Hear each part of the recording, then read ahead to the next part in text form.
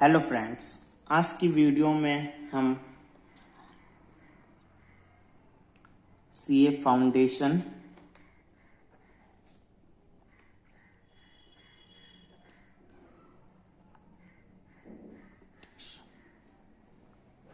के बारे में जानेंगे कि ये क्या है।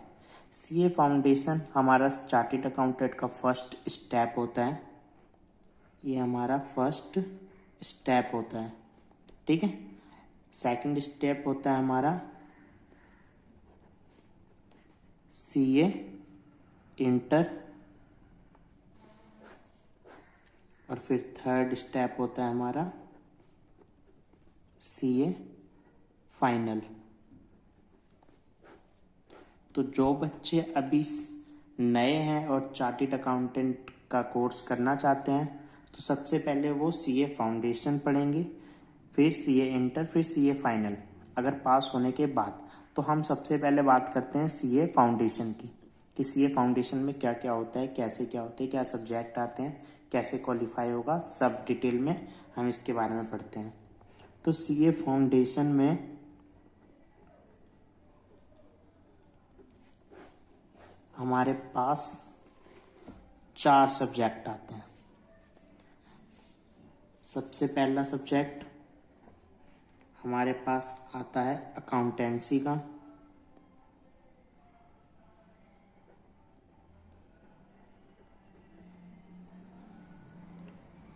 दूसरा आता है बिजनेस लॉ एंड कॉरेस्पॉन्डिंग।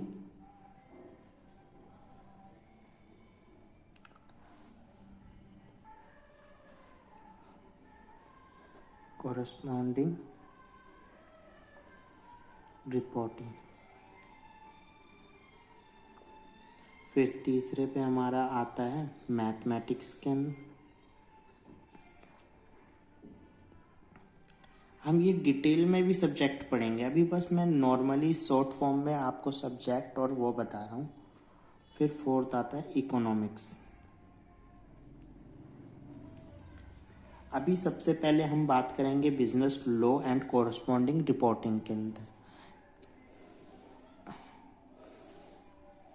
इसके अंदर बिजनेस लॉ आती है 60 मार्क्स की,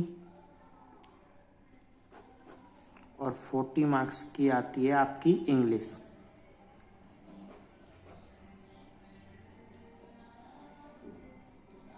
ठीक है, 40 मार्क्स की आपकी इंग्लिश आती है। तो हमें सबसे पहले इस business law and corresponding reporting के अंदर सबसे पहले टारगेट हम करेंगे 60 मार्क्स, जो कि लॉ का होता है। और ये हम इसलिए स्टार्ट करेंगे क्योंकि ये सब्जेक्ट नया होता है सीए फाउंडेशन में। आपने 12th क्लास में 12th के बेस पे अकाउंटेंसी पढ़ी होगी, मैथमेटिक्स पढ़ी होगी, इकोनॉमिक्स पढ़ी होगी, लेकिन लॉ ये सब्जेक्ट आपके लिए नया है, तो मैं लॉ पे पहले फोकस करवाऊंगा। इस 60 मार्क्स के अंदर आपके 5 टॉपिक आते हैं। 5 टॉपिक कौन कौन से आते हैं, सबसे पहले वो देखते हैं। सबसे पहला आता है आपका इंडियन कॉन्ट्रैक्ट एक्ट 1872। फिर आता है पार्टनरशिप एक्ट 1932। फिर आता है आपका सेल्स ऑफ गुड्स एक्ट 1930। फिर कंपनीज एक्ट आता है आपका, जो कि 2013 है। और फिर एक नया और आता है, जो कि एक है लिमिटेड लायबिलिटी पार्टनरशिप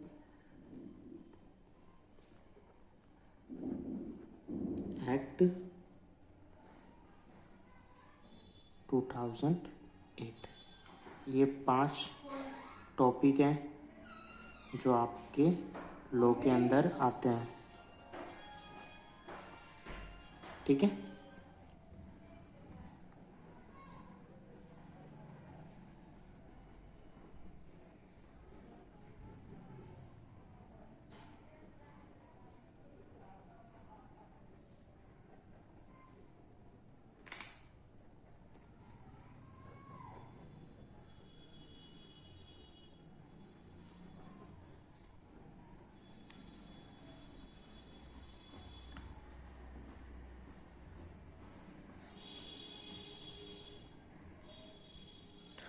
अब इसके अंदर से सबसे पहला जो हमारा चैप्टर होगा वो होगा Indian contract act 1872।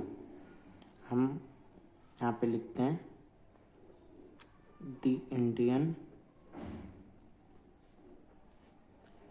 Contract act 1872। ठीक है। अब इस चैप्टर को हम बहुत अच्छी तरह करेंगे क्योंकि सबसे इम्पोर्टेंट चैप्टर हमारा यही है। तो सबसे इम्पोर्टेंट चैप्टर ये है हमारा इंडियन कॉन्ट्रैक्ट 1872। अब हमने सबसे पहले इस पूरे जो नाम है उसके अंदर हमने क्या पढ़ लिया, आप बताओ मेरे को। मेरी आपने वीडियो नहीं देखी तो आप डिस्क्रिप्शन बॉक्स में जाके देख सकते हैं। हमने पढ़ लिया एक्ट कैसे बनता है, एक्ट फॉर्मेशन कैसे बनता है।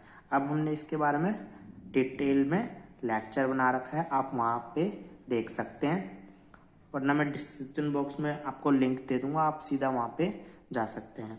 तो हमने एक्ट कैसे बनता है वो देख लिया। अब इसके अंदर मेन क्या होता है, कॉन्ट्रैक्ट और 1872। ठीक है। तो ये जो कॉन्ट्रैक्ट है, अब ये कैसे बनता है, ये जम्मू कश्मीर पर लागू नहीं होता। और जो इंडियन कॉन्ट्रैक्ट 1872 जब बना था वो बना था 1 सितंबर को। ठीक है। यानी जब ये बिल से एक्ट में कन्वर्ट हुआ था वो डेट कौन सी थी, 1 सितंबर 1872। तो अब हम देखेंगे कि कॉन्ट्रैक्ट का मतलब क्या होता है। तो कॉन्ट्रैक्ट का मतलब अब देखने के लिए हम सबसे पहले इसमें क्या करेंगे, अब कॉन्ट्रैक्ट बनता कैसे है अब ये पढ़ेंगे। कॉन्ट्रैक्ट आपको नॉर्मली क्या पता होगा कि एक बंदे ने दूसरे बंदे से क्या कर लिया, कॉन्ट्रैक्ट कर लिया, लेकिन उसका पूरा डिटेल हम इसमें पढ़ेंगे। तो सबसे पहले देखो इसके कॉन्ट्रैक्ट का जो सेक्शन है वो याद कर लेना, क्योंकि क्वेश्चन जब आएगा उसके अंदर हमें आंसर लिखने में जो सेक्शन लिखते हैं उससे बढ़िया इम्पैक्ट पड़ता है। ठीक है। तो कॉन्ट्रैक्ट का सेक्शन हमारा क्या है, सेक्शन कॉन्ट्रैक्ट का सेक्शन 2H। ठीक है। अब इस कॉन्ट्रैक्ट के अंदर हमारे पास 3 बातें आती हैं। एक आती है प्रॉमिस,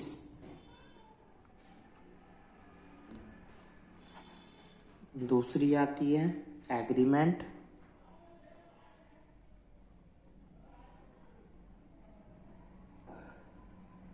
और तीसरी आती है एनफोर्सेबिलिटी बाय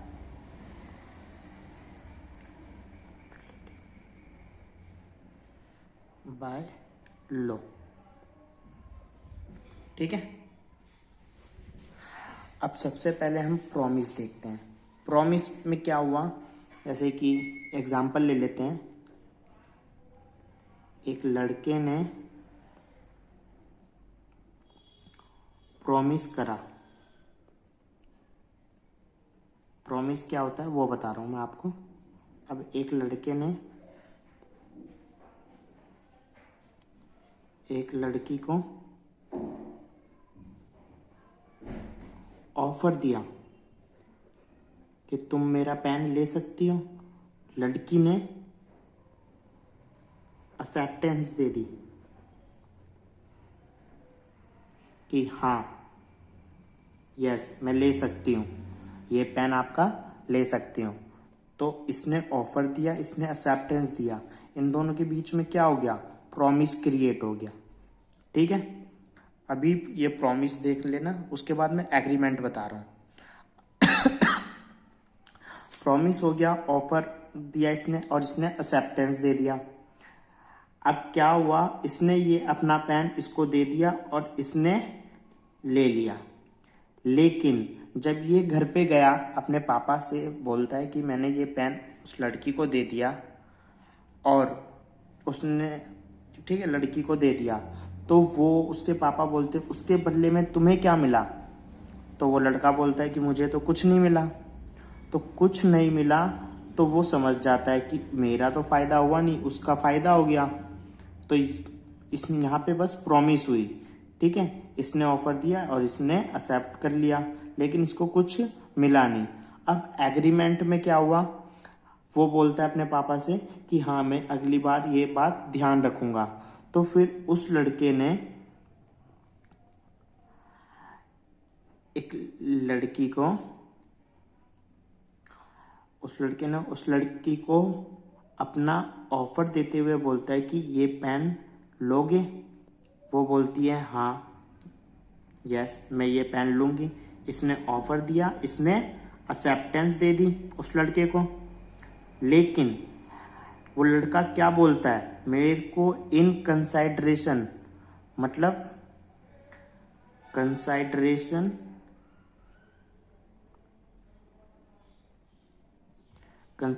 का मतलब होता है something in return, something in return, something in return, ठीक है, समथिंग इन रिटर्न। उसने बोला ये पेन 10 रुपए में लोगी? तो उसने बोला हाँ। तो इसकी तरफ से पेन जा रहा है, इसकी तरफ से 10 रुपए जा रहे हैं। लेकिन इस लड़की ने क्या बोला कि मुझे आप पेन दे दो, मैं आपको पैसे बाद में दे दूंगी। तो ये लड़के ने पेन दे दिया।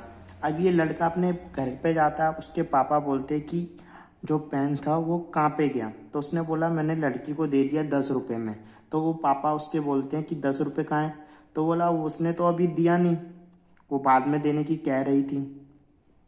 अब ये कहने के बाद उसके पापा समझाते हैं उसको कि कहीं वो भाग ना जाए, और फिर ये जाता है उस लड़की के घर, तो वो वहां पे रहती ही नहीं है, वो भाग जाती है। तो इस केस में ये लड़का कुछ कर नहीं सकता।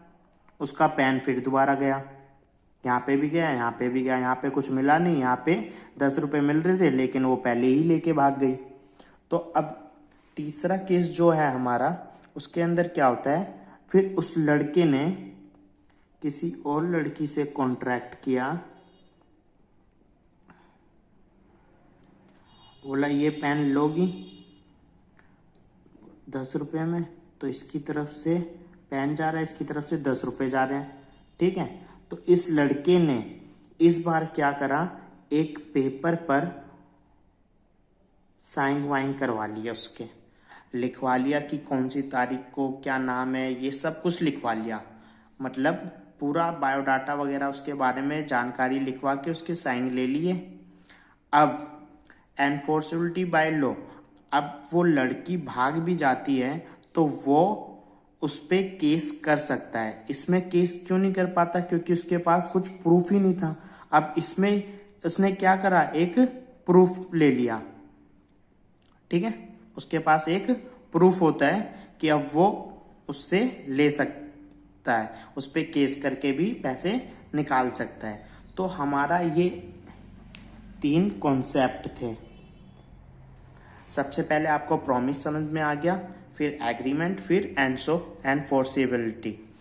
अब इसके अंदर हम देखते हैं, अब कॉन्ट्रैक्ट बनाने के लिए क्या क्या जरूरत होता है, सबसे पहले वो देखते हैं। तो देखिए यहाँ पे कॉन्ट्रैक्ट बनाने के लिए सबसे पहले किसी को ऑफर देना जरूरी है। ऑफर नहीं देंगे तो कॉन्ट्रैक्ट नहीं बनेगा, ठीक है। प्लस में किसी की एक्सेप्टेंस आनी चाहिए, एक्सेप्टेंस ही नहीं आएगी तो कॉन्ट्रैक्ट बनेगा ही नहीं। प्लस में एक्सेप्टेंस आनी चाहिए, मतलब मैंने पेन दिया, उसकी एक्सेप्टेंस आ गई, हाँ, लेकिन उसको कुछ रिटर्न भी चाहिए। रिटर्न चाहिए तो उसको कंसाइडरेशन भी होनी चाहिए कॉन्ट्रैक्ट में, और वो लेके भागे ना, तो उसके लिए क्या होना चाहिए, एनफोर्सेबिलिटी होनी चाहिए, एनफोर्सेबिलिटी बाय लॉ, ठीक है।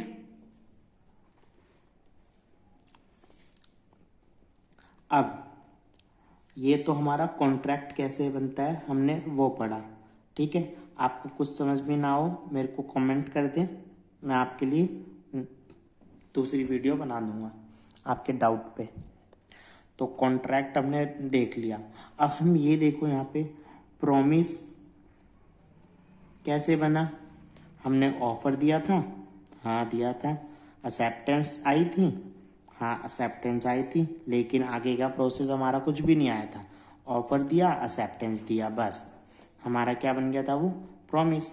लेकिन एग्रीमेंट में ऐसा हुआ था कुछ, हाँ बिल्कुल ऐसा कुछ हुआ था। ऑफर भी आया था, ऑफर भी दिया था, एक्सेप्टेंस भी आई थी, और इसके बदले में हमें कंसाइडरेशन भी आ रही थी, कंसाइडरेशन भी आ रही थी। कंसाइडरेशन का मतलब something in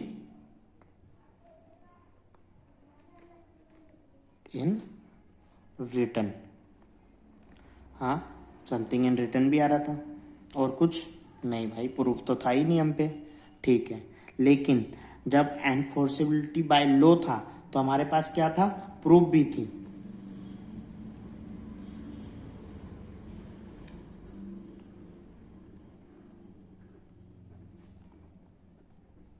enforceability by law में क्या था हमारे पास, प्रूफ था। तो ये प्रॉमिस, ये एग्रीमेंट, ये एनफोर्सेबिलिटी बाय लॉ, आपको ये तीनों कंडीशन समझ में आ गई है तो मेरे को कमेंट करें और एक लाइक करें समझ में आ जाने पर। अगर समझ में नहीं आया तो कमेंट करें और अपना डाउट मेरे से पूछ लें। अब देखें कॉन्ट्रैक्ट हमने पढ़ा था अभी। अब कॉन्ट्रैक्ट दूसरे तरीके से भी बना था, प्रॉमिस प्लस में एग्रीमेंट और फिर प्लस में एनफोर्सेबिलिटी बाय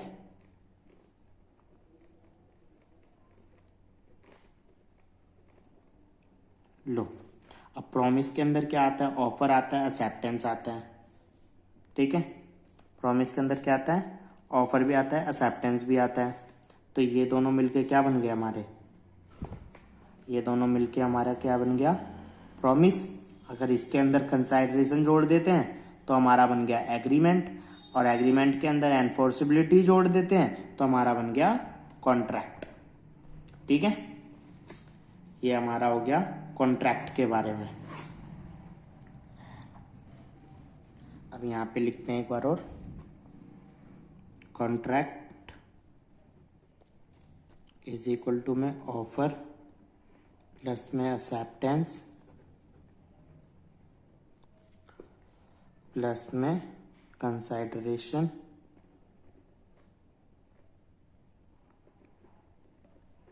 फिर प्लस में एनफोर्सेबिलिटी बाय लॉ। तो कॉन्ट्रैक्ट का सेक्शन क्या होता है हमारा, सेक्शन 2H। ऑफर का क्या होता है, सेक्शन 2A।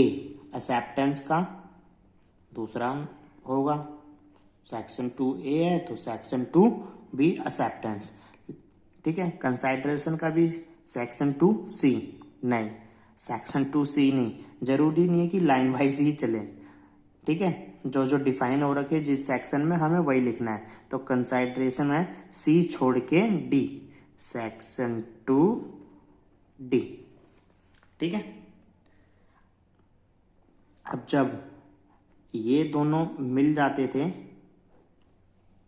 ऑफर और एक्सेप्टेंस तो हमारा क्या बनता था, प्रॉमिस, ठीक है। प्रॉमिस का सेक्शन होता है हमारा, एक्सेप्टेंस मिलते ही हमारा प्रॉमिस बन जाता है, तो सेक्शन भी हमारा एक्सेप्टेंस वाला रहेगा। ये हो गया सेक्शन 2B। अब उसके अंदर कंसाइडरेशन जुड़ जाता था, अब इसके अंदर हम कंसाइडरेशन जोड़ देंगे।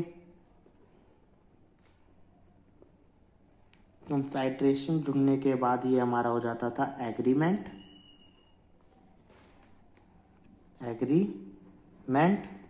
जो कि हमारा सेक्शन 2E में डिफाइन किया गया है।